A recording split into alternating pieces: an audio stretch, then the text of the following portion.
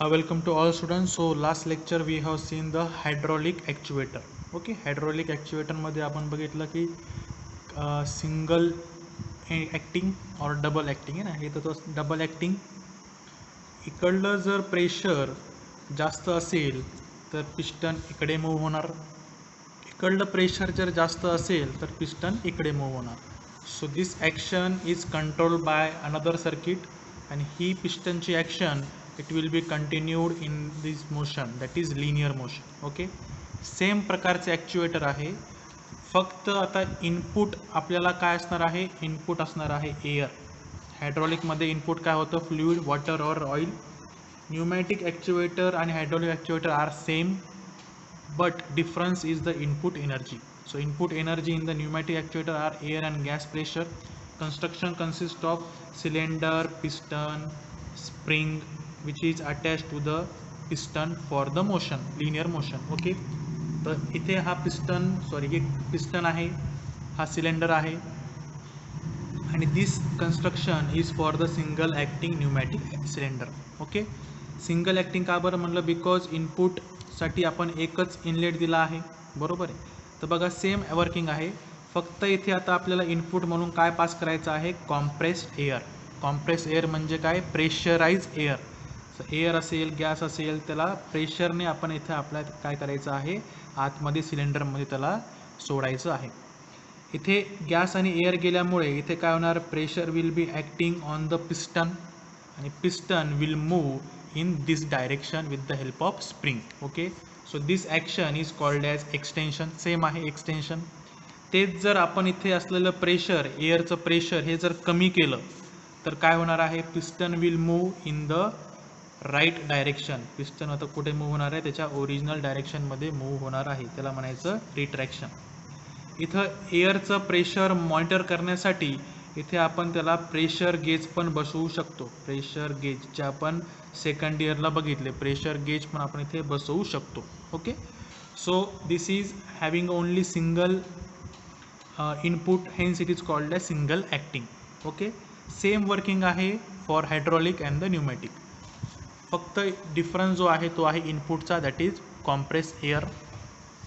दुसरी जो pneumatic cylinder आहे, न्यूमॅटिक ॲक्च्युएटर आहे, तो आहे double acting pneumatic cylinder. Okay, तर बघा इथे दोन इनपुट, दोन आपण मार्ग सोडले आहे for the compressed air. Compress एअरसाठी दोन मार्ग सोडले आहे.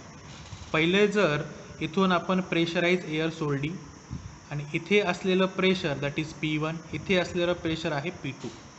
जर P1 हा ग्रेटर दॅन आहे P2 तर काय होणार, जास्त प्रेशर ह्या डायरेक्शनमध्ये अप्लाय होईल आणि piston will move in this direction.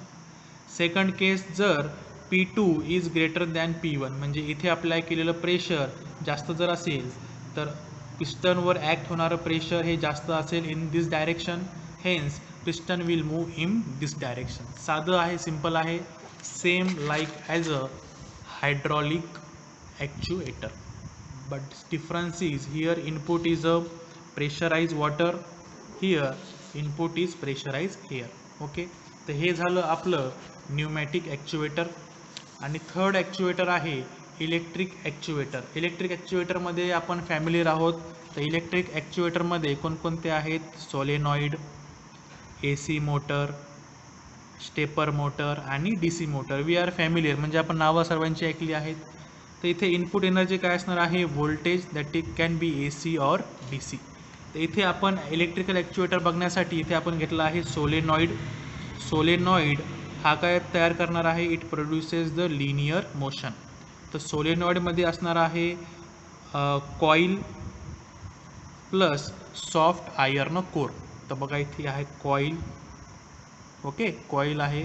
आता इथे आपल्याला काय अप्लाय करायचं आहे, electric supply that is voltage. इथे पॉझिटिव्ह अप्लाय केलं, इथे निगेटिव्ह अप्लाय केलं. तर जेव्हा कॉईलमध्ये करंट हा फ्लो होईल ड्यू टू फॅरेडेज लॉ, इथे काय होणार आहे, मॅग्नेटिक फील्ड तयार होणार आहे. Due to Faraday's law this coil produces the magnetic field. South येणार पॉझिटिव्हकडे, नॉर्थ येणार निगेटिव्हकडे. तर ह्या मॅग्नेटिक फील्डमुळे काय होणार आहे, this soft iron core will be attracted towards the coil. तर हा आयर्न कोर कुठे येणार आहे, आता कॉईलच्या मधोमध येणार आहे. तर this motion is in the left direction. तर बघा मॅग्नेटिक फील्ड तयार झाल्यामुळे दिस आयर्न कोर काय झाला, अट्रॅक्ट झाला इकडे. आणि जर आपण हे व्होल्टेज जर काढून टाकलं, तर core will be move to the original direction. तर ह्या डायरेक्शनमध्ये कोर हा आपला मूव होणार आहे. So this type of motion is continuously control by with the help of voltage. आणि ह्या मॅग्नेटिक फील्डमुळे हा आयर्न कोर अट्रॅक्ट आणि रिपेल होणार आहे depending on the magnetic field produce. The solenoid is an electrical actuator which produces a linear motion.